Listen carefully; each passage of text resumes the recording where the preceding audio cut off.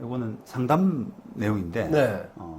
어떤 분이 이제 아파트를 하나 매매 계약, 사는 매매 계약을 매수하는 매수인입니다. 네. 계약을 최근에 체결했는데, 그 매도인 되시는 분이 아주 연로한 할아버지예요. 80세가 넘은 할아버지인데, 그 이제 아무래도 연로하시니까 그 계약 그 현장에 이제 조카라는 사람이 나와서 뭐 이렇게 도와드리고 설명도 좀 하고 보조를 했다는 거죠. 그렇게 해서 중개업소 통해서 정상적으로 이제 계약이 됐는데 네. 그 금액이 꽤나 컸습니다. 한 40억 가까이 됐을 거예요. 아파트가 큰 아파트였어요. 그 계약금이 이제 강남이었나요? 예. 그래서 계약금이 한 4억 정도 넘어갔죠. 네. 그래서 이제 중도금, 나머지 잔금 이렇게 이제 지급을 해야 되는데, 중도금 지급기를 이제 좀 앞두고, 우연히 그 할아버지가, 약간 치매 증상이 있다. 이런 걸 알게 된 거예요. 왜 그렇게 왜 가격이 올라서 그런 거예요? 아니요. 그러니까 할아버지가 이제 치매 증상이 있다라고 하는 걸 우연히 알게 됐는데, 이제 집에 외출했다가 집을 못 찾는 겁니다. 그런 걸 이제 듣게 됐어요, 우연히. 아, 매수자가. 아니요, 그 매수자가 듣게 됐죠. 네. 그 할아버지의 그런 증상이 있다는 네. 게. 그러니까 이제 깜짝 놀래가지고, 이거 그 치매 증상 있는 분하고 계약을 체결했으니 이 계약이 무효가 되는 거 아닌가.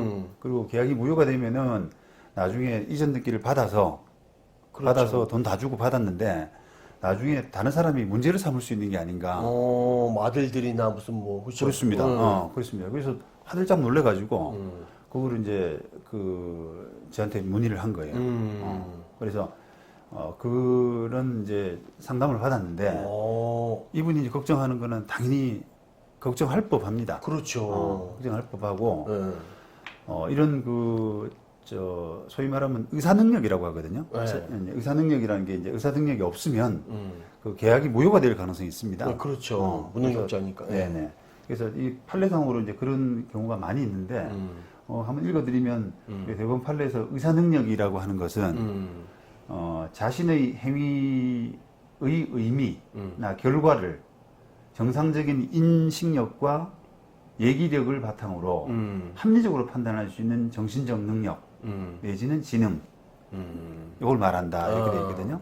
그런데, 그런 의사 능력이 있느냐 없느냐 하는 유무, 이런 부분은 이제 여러 가지 사정을 종합해서 개별적으로 판단해야 된다. 이렇게 하고 있습니다. 좀 개별적으로 확인해야 될 것 같아요. 이거 약간 떨어진 사람이 있는데 그 사람은 조금 뭐 어눌하기만 하지 의사는 똑바른 사람이 있고 그렇죠. 어떤 사람은 진짜 뭐 몇 살 아이처럼 무능력한 사람도 있잖아요. 그렇습니다. 예. 등급이 있듯이. 그렇습니다. 예. 근데 이제 그 의뢰인이 계약할 때는 좀 멀쩡해 보였다는 거예요. 그 노인이. 왔다 갔다 하셨구나. 노인이 멀쩡했는데 어느 날은 이제 뭐 집도 못 찾아다니고 뭐 이런 일이 발생했다고 하니까 깜짝 놀라서 이렇게 확인해 보니까 치매가 있고 치매약을 먹고 있다는 겁니다. 실제로. 그래서 이제 이 상황에서 어떻게 해야 되느냐. 이걸 이제 문의한 건데 일단은 이분의 걱정은 지극히 이제 타당한 겁니다. 타당한 거고 조금 이제 거슬러 올라가자 그러면 중개업소에서 잘 못한 거예요.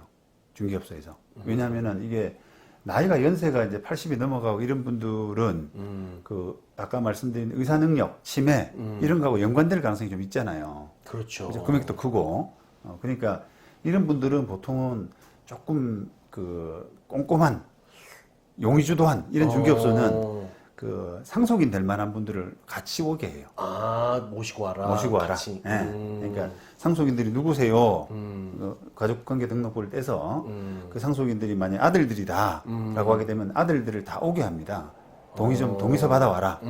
그래야 나중에 왜냐면 야, 그것도 근데 기분이 나쁠 것 같은데 할아버지가.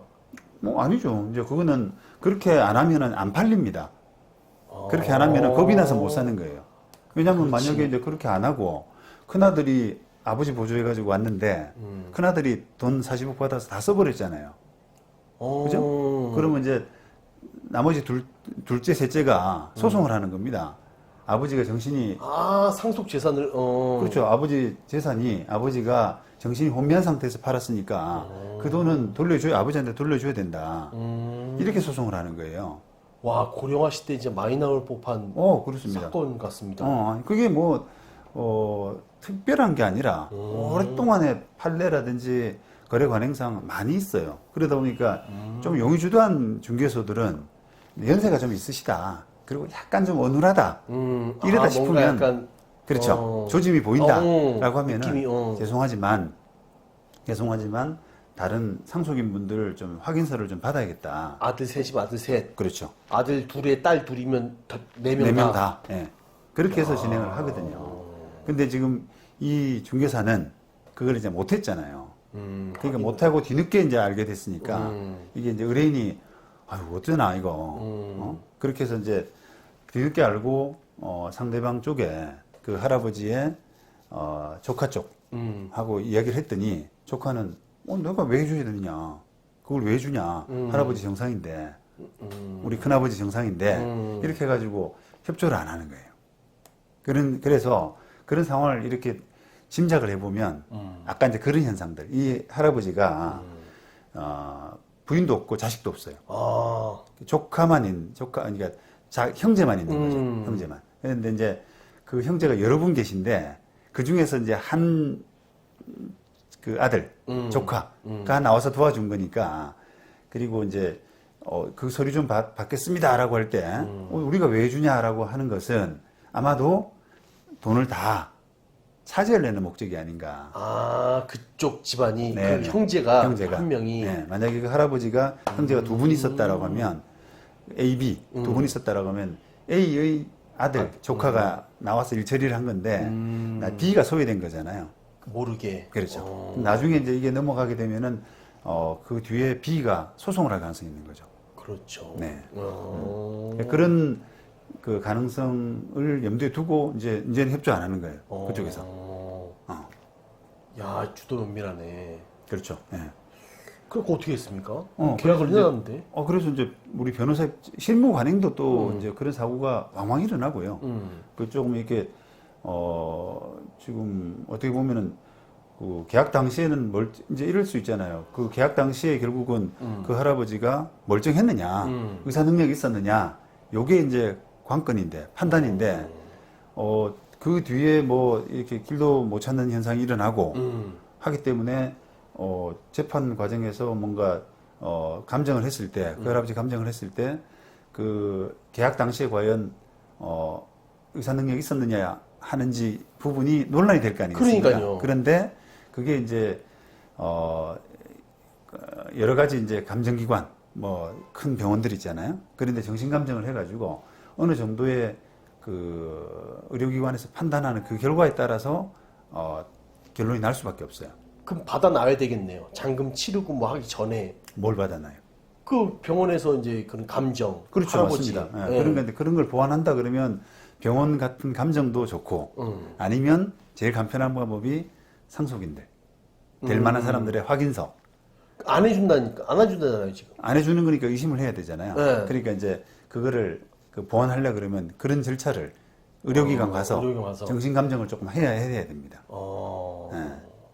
그럼 만약에 치매가 있다. 네. 병원에서 그게 나왔어요. 네. 그럼 어떻게 됩니까?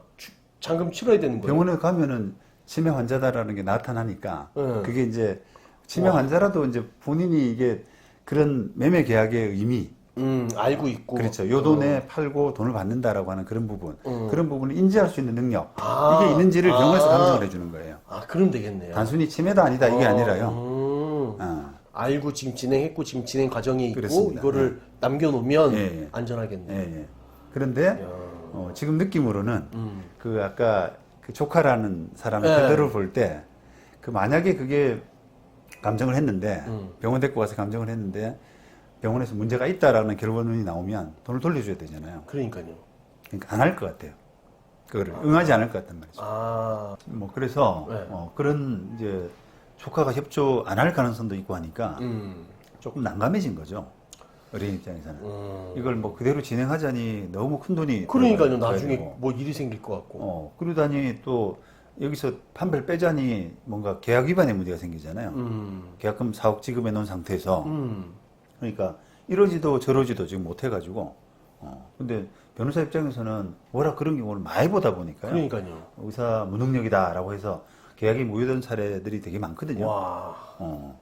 그러니까 이제 이게 어떻게 보면 중개사가 첫 단추를 좀 잘못 끼워 놓으니까요. 이게 뭐 그게 약간 정석이에요. 그런 확인 절차를 거치는 게 나이가 연세가 있으시다라고 하면은 금융기관도 마찬가지입니다. 금융회사들도 연세가 좀 있는 분들은 기본적으로 대출을 잘 안 해주고요. 그렇지. 대출을 잘 안 해주고 그 대출 해주더라도 여러 가지 이게 백업을 좀 합니다. 그게. 어떤 백업을 하나요? 은행에서는? 예를 들면 저 같은 경우도 이제 네. 뭐 좀 매도인 매매 계약을 한다 치면 매도자가 좀 연세가 있다라고 할 때는 녹화를 해요. 녹화를. 여러 가지를 여쭤봐요. 대출이 나가든 아니면 매도를 하든 뭐 이거 하든. 충분히 아시죠? 이런 내용을 알고 여기 줘도 되죠? 이런 재반 부분을 이야기를 해가지고 그거를 보고 어쨌든 변호사 입장에서 이분은 판단 능력이 분명하구나 라는 부분이 인식이 되면은 진행을 한단 말이에요. 그러니까 그걸 녹화를 남겨놓고요. 나중에 문제 생길 수 있는 이 절차들이 나중에 누군가에게서 부인될 수 있는 가능성을 염두에 두고 녹화본을 뜬다는 거죠. 녹음은 안 됩니까? 그러니까 당연히 되느냐 안 되느냐의 문제보다는 녹화를 할 수 있으니까 녹화가 더 낫죠. 그렇죠. 그죠? 네. 예. 굳이 영상 촬영은 되는데 녹음만 핸드폰이 하여튼 찍긴 좀 그러니까 네. 녹음 틀어놓고 놔둘 수도 있잖아요. 그게 뭐 증거의 문제입니다. 결국. 증거. 예, 녹음은 안 된다 이런 게 아니라 아무래도 녹화는 표정을 보니까요. 표정을 보니까 조금 더 판단하기가 좋잖아요. 야, 이거 진짜 노령화 사회에 진짜. 네. 저도 은행 가면 이거는 연관이 됐는지 모르겠지만 은행 가면 이렇게 진짜 의사 능력이 없는 할머니 하면서 네. 손주가 데리고 와요. 예. 하고 여기다 사인하고 돈을 이렇게 현찰로 뽑아가고 그래요. 예, 예. 모르겠고 그랬어요. 잘 못하시니까. 예. 그러면서 갖고 가는 걸 몇 번 봤거든요. 예. 착하다기보다 네. 저 할머니 참 그래도 그냥 손자인가 누군지 모르겠지만 싹 몇백만 원 가져가네 이런 몇 번 봤거든요. 네. 그게 이제 다 여러 가지를 우리가 법률적으로 종합한다라고 하는 표현을 쓰는데 종합해서 판단한다 이런 표현을 쓰는데 그 은행에서 찾아가는 돈이 뭐 몇백만 원 단위다라고 하게 되면 그래도 되죠. 그죠? 그쵸. 근데 그거를 몇 억씩 찾아간다 이렇게 하면 이제 부담되는 거예요. 그렇죠. 직원 은행에서도. 네. 마찬가지로 지금 우리 사례 같은 경우도 매매 대금이 40억짜리지 않습니까? 와. 그러니까 이제 이게 잘못하면 인생이 절단 나는 거죠, 이제. 야. 잘못되면. 그럼 그분은 어떻게 해야 되나요? 이제 방법을 강구하고 있습니다. 지금 여러 가지로. 네. 여러 가지로 네. 알아보고 있고. 어쨌든 이게 기본적으로는 짚고 넘어가야 될 상황. 그냥 둘 수 없다.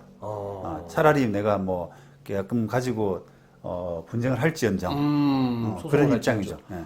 그러니까 첫 단추를 잘못 꼈네요. 그렇습니다. 확인을 안 하고 바로 계약을 하고 네, 계약금이 네. 나갔으니 문제네요. 그렇습니다. 공중개사도 이제 발뺌을 하고 있고 그렇지. 몰랐다. 멀쩡했는데 이렇게 하는 거죠. 이제. 근데 그거는 이제 어떻게 보면 본인이 책임자기 때문에 그걸 나중에 문제가 되면은 책임을 져야 될 수도 있잖아요. 그렇죠. 그러니까 책임자기 때문에 나중에 법정에서 그걸 증언한다고 하더라도 할머니가 할아버지가 멀쩡했습니다. 내가 볼 때 멀쩡했습니다라고 하면 그걸 객관적으로 받아들일 수가 없지 않습니까? 그렇죠. 그 사람 책임의 당사자이기 때문에. 그렇다고 해서 아까 말씀드린 것처럼 녹화본을 떠놓은 것도 아니에요, 또. 그러겠죠. 생각 못 했을 것 같아요. 그러니까요. 생각 없이 그냥 그렇게 처리했다. 빨리 계약하려고. 맞습니다. 그래서 한번 그런 사례들 대부분 판례를 한번 제가 준비를 했는데 요거는 대출건입니다. 대출. 지금 이게 대출 받고 5천만 원인 것 같아요. 5천만 원 대출 받고 그 은행에서 이제 저당 잡았는데 저당권 말소해 달라. 의사 무능력자로서 했기 때문에 저당권 말소해 달라 이런 사건입니다. 근데 보통 원고는 그러니까 보통은 이제 나중에 후견인이라든지 이런 사람들이 보통 그렇죠. 원고를 대리하죠. 그렇죠. 소송으로 진행하죠. 그렇습니다. 근데 이 사건 원고는 직접 금융기관을 방문했어요. 그래서 5천만 원을 대출받고 금전 소비대차 약정서, 그다음에 근저당권 설정 계약서 이런 거에 날인했습니다. 찍을 게 엄청 많았을 텐데. 예, 방문해서 예. 다 날인까지 다 자석까지 했는데 음. 그럴지라도 원고가 어릴 때부터 지능 지수가 낮고 정규 교육을 받지 못한 채 가족의 도움으로 살아왔다. 그리고 이 계약 2년 8개월 후에 실시된 재판에서죠. 2년 8개월 후에 실시된 신체 감정 결과 지능 지수는 73. 73. 지능 지수가 73. IQ가요? 예. 그다음에 사회 연령은 6세 수준. 이렇게 나타났대요. 6세 수준으로서 이름을 정확하게 쓰지 못하고 간단한 셈도 불가능하고.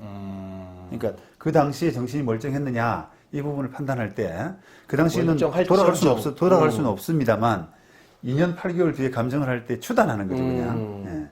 예. 2년 8개월 뒤에 감정을 해보니까 지능 지수가 73, 사회 연령은 6세. 그 다음에 이름도 못 쓰고 셈도 못 한다는 거죠. 간단한 셈도. 완전 의사 못 능력지 않네요. 그래서 그렇다면 원고의 본래 지능 지수도 이와 크게 다르지 않을 것으로 추정된다라고 하는 감정 결과가 나왔습니다. 재판에서. 자, 이렇다면 원고가 그 계약 당시 결코 적지 않은 금액을 대출받고 이에 대해서 자기 소유의 부동산을 담보로 제공함으로써 만약 대출금을 못 갚으면 근저당권 실행으로 소유권 상실할 수 있다라고 하는 이런 일련의 법률적인 의미와 효과를 이해할 수 있는 의사 능력을 갖추었다고 볼 수 없다. 그래서 이 계약은 무효다. 의사 능력을 흠결한 상태에서 체결된 것으로서 무효다. 이렇게 판단합니다. 그러면 은행이 손해를 봐야 되는 거네요. 은행은 전자증권 말소해 줘야 되고요. 그다음에 돌려받는 돈도 나중에 이제 돌려받을 수 있을지 없을지 이런 부분들이 나중에 뭐 이렇게 돌려받을 수 있는 범위 자체가 뭐 현존하는 이익의 범위 내에서라고 하는 그런 부분이 좀 있거든요.